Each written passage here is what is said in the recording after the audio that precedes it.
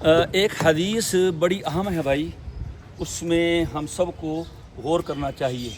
ایک حدیث میں آتا ہے کہ آپ نے فرمایا قیامت کے دن کچھ لوگ آئیں گے، ان کے اعمال پہاڑوں جیسے ہوں گے اور بہت زیادہ اور بہت بڑے ان کے عمل ہوں گے، لیکن اللہ تعالیٰ ان کے اعمال کو ذرے کی طرح کر دے گا۔ اور وجہ کیا ہوگی کہ وہ اپنی خلوت میں گناہ کرتے ہوں گے۔ لوگوں کے سامنے تو نیک رہتے ہوں گے، نیکی کرتے ہوں گے، لیکن جب تنہائی میں بیٹھتے ہوں گے تو وہ گناہ میں مبتلا ہوتے ہوں گے۔ کسی کا باپ آ جائے گناہ چھوڑ دیتا تھا، بھائی آ جائے، بیوی آ جائے، بچہ آ جائے گناہ چھوڑ دیتا تھا، لیکن جب اللہ اس کے پاس موجود ہے تو وہ گناہ میں لگ جاتا تھا خلوت میں۔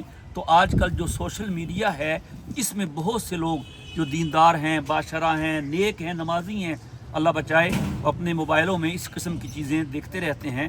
تو اس سے ہمیں بہت بچنے کی ضرورت ہے۔ کبھی بھی موبائل کو غلط استعمال نہ کیجیے۔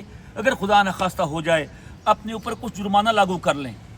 میں نے اگر موبائل سے غلط چیز دیکھی تو میں 10 رکعت نفل پڑھوں گا، 500 روپے صدقہ کروں گا، 1000 روپے صدقہ کروں گا۔ یہ جرمانہ اپنے اوپر لاگو کرتے رہیں، پھر انشاءاللہ اس مرض سے سب کی جان چھوٹ جائے گی۔ اللہ ہماری جلوتیں بھی اچھی بنائیں اور ہماری خلوتیں بھی اچھی بنائیں۔